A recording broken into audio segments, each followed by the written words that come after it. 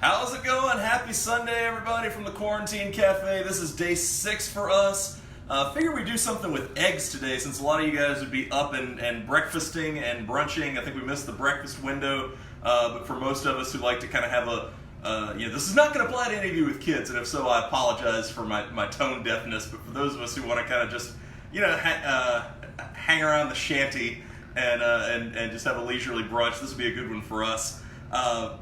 This is, I keep kind of repeating myself in all these of just making the best of a tough situation. So it's fun to kind of find joy and happiness in the small little things. And one of them is just going through my t-shirts.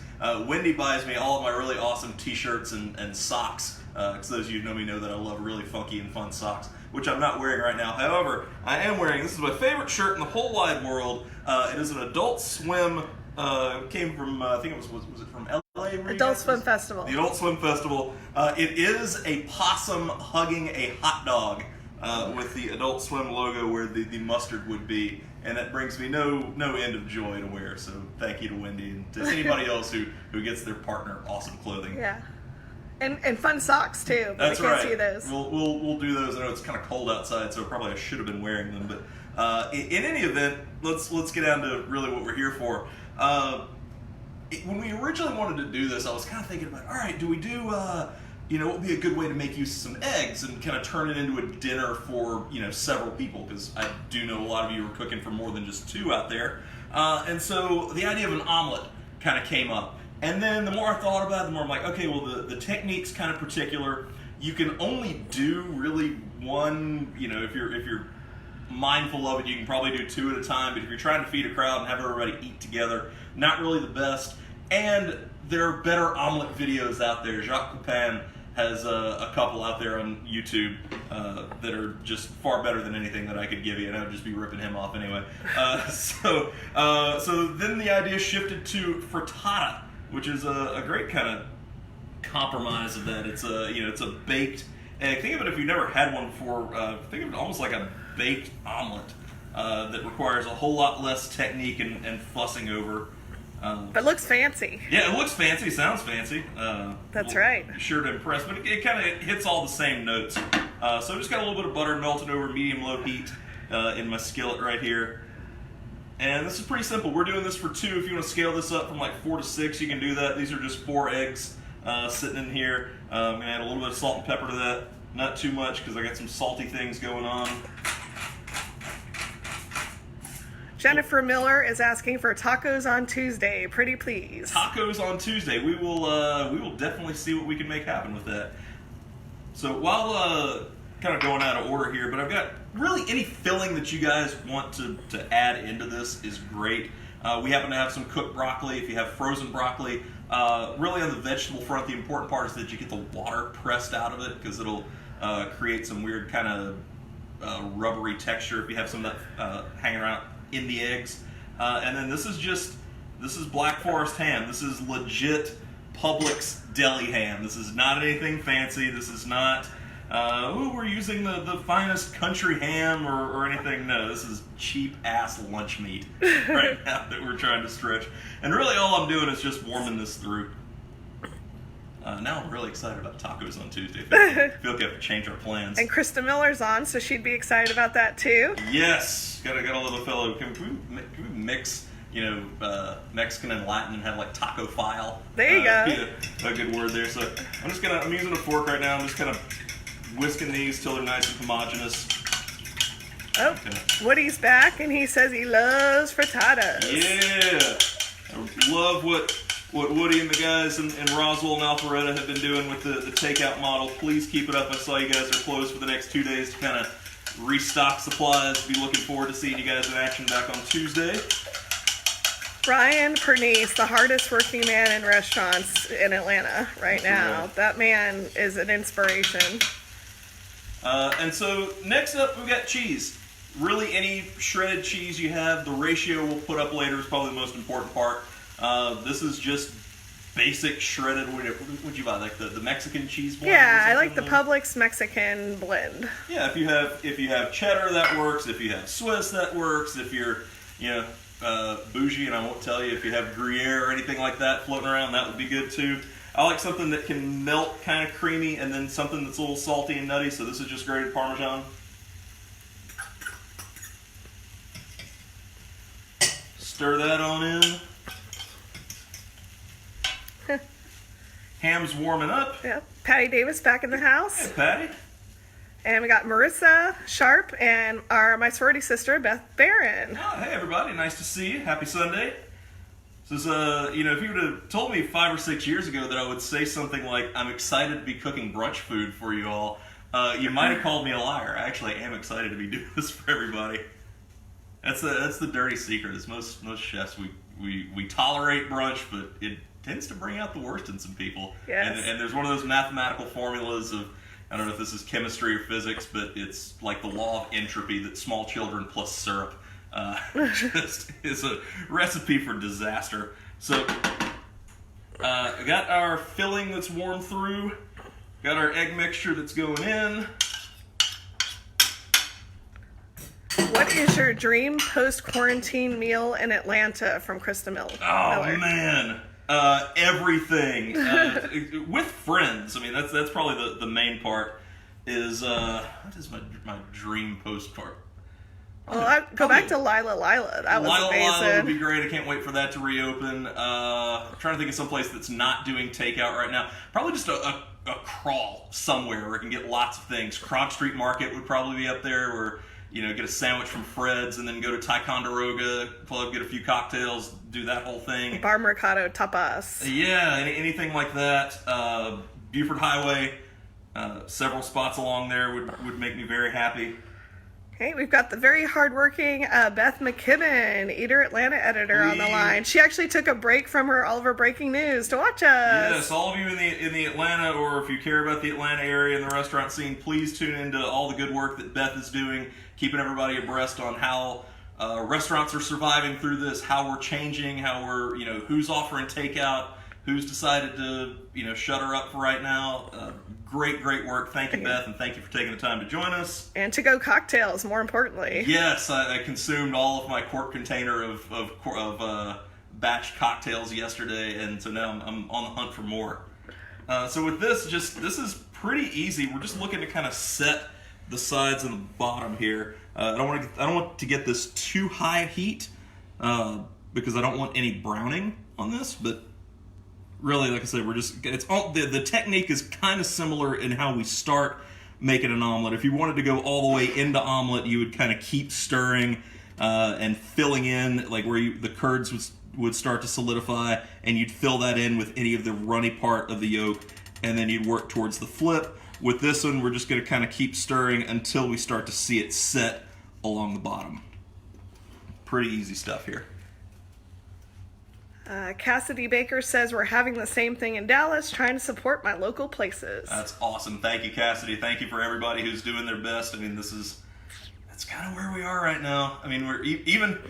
This is not apples to apples. So this is probably a terrible transition, but you kind of get to see the best of everybody, warts and all. I mean, we even for this. I mean, I'm enjoying doing this. We had a light go out that we just realized before shooting. But we also, if Wendy will turn to her right, we have the wonderful cheap adult film set lighting. That there are 2 more of those. It's from Southern Kitchen. That's right, from the Southern Kitchen days. They're like, we need some lights. Said, well, there's a lighting kit off of Amazon for $125 for 3 of these things, and it straight looks like a bad adult film set. The only difference between that and here, nobody's delivering a pizza. Or we could do takeout from MTH Pizza. We could, and we probably will. That's right. That sounds delicious for tonight. At some point. Yeah, we've kind of gotten on our horse as far as being able to make the appropriate amounts of some of these dishes to where we're not just sitting on mountains of leftovers. Yeah, what we have last night? A little bit of everything. Last night, this is kind of the part of the restaurant world where, like, when you're about to open one, sometimes that you'll have reps that are nice enough to give you samples. So I had some samples of some skirt steak that had been vacuum packed. So we just turned those into almost kind of would-be. Started off to do tacos, and then that just turned into, we'll just make some little corn quesadillas, and we use some of our leftover lentil chili to kind of act as the black beans. sort, and I think I had some pineapple salsa from very early on. We made some tacos al pastor. And Tropicalia. Local beer. And yeah, we'll be soon on the reloading on the beer front. So I just want you guys to see, I've got the sides and the bottom kind of set here. I don't want to go too much more because I really don't want the browning on this. So I'm just going straight to a 350 degree oven. And that's going to go for about 8 to 10 minutes, just to where the top is set. You'll have that beautiful pale yellow color going all the way throughout. I'm going to move this out of the way because we got a couple things extra going on that we'd like to show you. Wendy is a huge fan, as I mentioned earlier in the week, of the Instant Pot. She got me converted into the cult of using it, and I'm on Team Instant Pot. But one of the great uses, probably one of the easiest recipes that you could do is that we will batch out oatmeal. You can take steel cut oats or old fashioned oats and mix them with whatever fruit you like. If if almond milk's your thing, if you just want to use water, and we can add other things to add flavor. I think we have some cinnamon stick, apples, and dried cranberries in here. This is naturally released on its pressure. So easy. It's like so easy. Did you burn it? No, only the tips of my fingers. Oh no. So just gotta give this a little bit of a fluff if you guys want to get in. It'll look a little wet, but I promise you, leave this out to sit for about 15 minutes. Yum, yum, It yum. smells so good. And you got to put them in those deli containers. Yeah, and you Perfect for taking to work when you go to work. which in this case can be from the couch to the chair, back to the couch. Beth is asking, does yours take forever to natural release? Sometimes, yeah. I mean, it's one of the, if you're doing combination cooking on it, it goes a lot faster. If you were to sear, try and saute or something, it comes up to pressure a lot faster, and then the release happens a little bit faster. This recipe is so easy. I make it all the time, and it is delicious and perfect to portion out too. Most of the time, also, I'm pretty impatient, and I kind of like I don't know if it's just visceral or something inside, where from someone who loved pressure cookers, where you kind of knock the valve off, and then you just kind of get to see the whoosh. Yeah. Beth is asking, does altitude impact that? I'm in Colorado. Yes. Altitude. Well, under pressure is a great way to kind of circumvent that, but just the way the temperature at which water boils, and I used to know the math and the formula for all that. I think things boil at a higher temperature at altitude. So, like I said, pressure cooker is a great way to kind of get around that. Oh, and our favorite adopted son, Jaime's in the house. Jaime, hola, buenos dias. Good to see you again. And Dean Dupuy. Hey, Dean. Good to see you. Hope things are going well. We're going to kind of do the daily double here because I miss, we had the oatmeal going on. That'll be for later as that sets up. But I know a lot of us kind of miss going out, doing the brunch in the restaurant thing. If I'm going out for brunch, if I see it on a menu, I'm kind of going to gravitate towards an omelet with a green salad or something like that. We happen to have some salad greens in the fridge, so I'm just going to make a really super quick vinaigrette to dress these greens, kind of make you feel like we're in a French bistro. We'll open up some wine that we have in the fridge too to really carry that out. Probably the best condiment that I would ever keep in the midst of any type of disaster, during a hurricane, during anything where power's going to be out, is mustard. Whole grain mustard is my favorite. Dijon is good. Could you pass the Grey Poupon? Makes me forget about all those. Any vinegar would work for this. Red wine is just kind of a good basic. This is really basic. This is Publix brand red wine vinegar. This is, not meant to be the kind of fancy. Let's buy the boutique size stuff. This is really just making the best of it. A little salt and pepper. And I got my whisk. Just gonna kind of just whisk in a little bit of olive oil. Let's get everything kind of going together first. I'm not looking for a super tight emulsion here. If you were gonna kind of go for that technique, you'd want to start with a few drops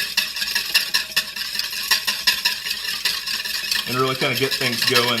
And then once it starts to take, you can start adding it a little bit more at a time.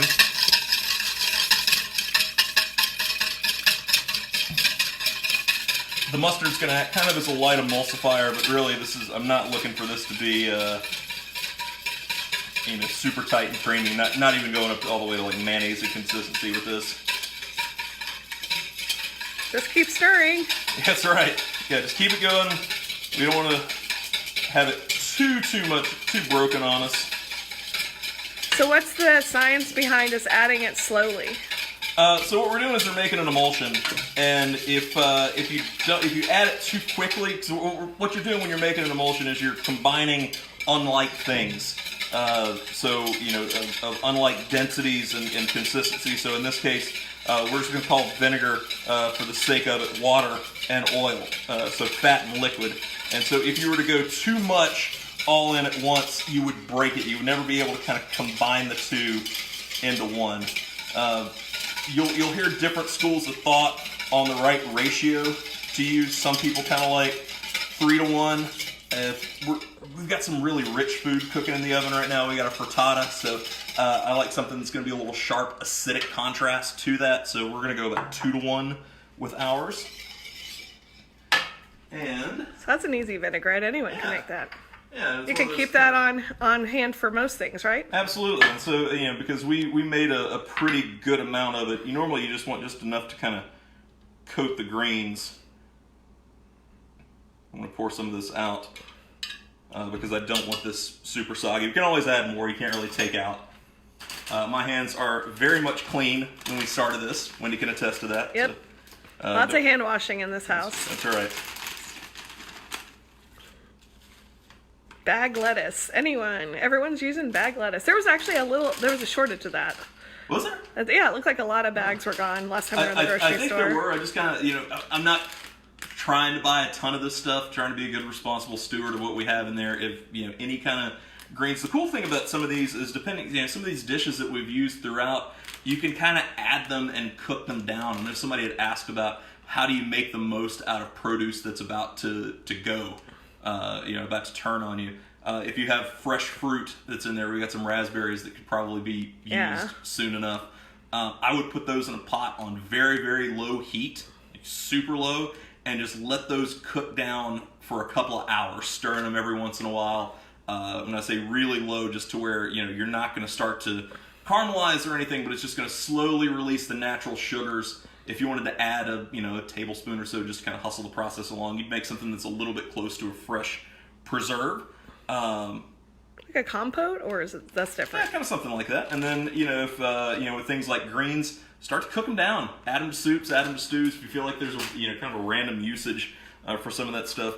One of the good secrets to any type of salad is actually salting the greens themselves. Oh, Brenda Richards in the house. Hey, Brenda. We just talked about Lila being one of our first meals when we get back out of quarantine. Right. That's right. And to kind of further that... Oh, Ryan Pernice. Yes. Hey, Ryan. Thanks for joining us. I really, as long as my friends are there, I kind of want to see anybody. So there will be a long stretch. I don't know how... I probably won't be visiting the grocery store for quite some time once this thing is behind us. We'll be eating out a lot. Yeah. So... Ryan, you should check the video out when we post it, because you got major shout-outs earlier. You're amazing. So, I'm just going to go ahead and plate a nice little mound of salad for each of us. Oh, Benet. Hey, Benet. Thanks for joining us on Sunday. Or any day. Little Sunday brunch action. That's right.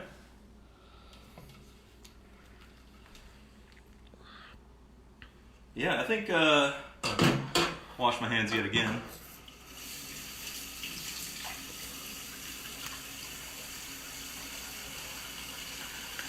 See, I think while we're waiting for this to bake, we should probably open some wine. What do you think? I think so. Think that's a good idea? Well, right. Yeah, we should absolutely have some wine. All right, good. As you do. I got no work to be going on right now, so.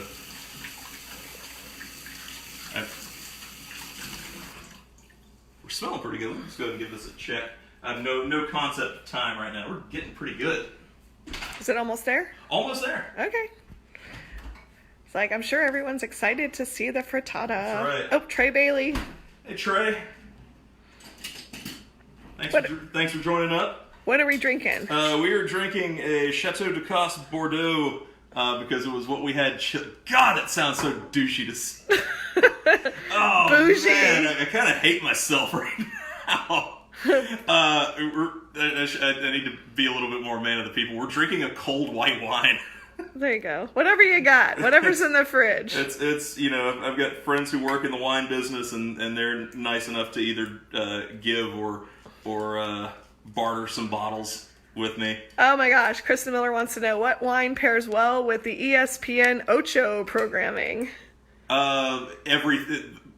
Your best cardboard. That's right. Oh, canned wine. Canned wine, yeah, that's right. From they should have blurbs for it in Obscure Sports Quarterly. Yeah, we were just watching Dodgeball yesterday, so the Ocho was obviously prominently featured, so that was fun. I'm really excited to turn it on because I remember back in the day when ESPN would air all of this stuff. So things from lumberjack competitions to God knows what else. Did I see that they're gonna have axe throwing or something? Or? Probably. Yeah, I mean. I used to love Cheap Seats when ESPN Classic would air that with Randy and Jason. So. Should we get a look at the bougie label? Yes, we should. God, I still hate myself for that one. Bougie label. Yeah. It's like, look at us. We're... Oh, there's robot fighting this afternoon. What? Apparently, that's what Krista says. Well, that's what everybody needs right now is robot fighting. I mean, Wendy will tell you I'm usually pretty, whatever you want to watch on TV. I think I may kind of manipulate that a little bit more. Oh, let's see the beauty. Boom! Oh, frittata. Yum, yum, yum, yum, yum, yum, yum. We're going to be eating good this morning. Yum, yum, yum, yum, yum. So. Also, just a shout out for wine. We are members of the Perrine's Wine Shop Wine Club. We did a limited subscription, but we're getting 2 bottles a month, and we've gotten some really amazing bottles. So shout out to Perrine's. Indeed, shout out to Perrine's. Shout out to Three Parks. Three Parks is huge. We love Sarah. And so who's doing curbside stock ups too, so you can order and pick up on curbside right there off of Glenwood. That's right. A lot of people in the beverage industry are getting creative. They're doing, if you want to bring in growlers for fill up. That's been pretty cool. So that's really it. You want to serve this as quick as possible. I just used a dull knife to cut it in the pan. If you want to turn it out, that's onto a separate board and cut it up. That's really it. So all right. Thanks so much for joining us on Sunday. We're gonna try and keep this going. I think we've got something mapped out for just about every day next week. And we'll keep doing them as long as you guys keep watching. Stay safe, stay indoors, wash your hands. See you guys.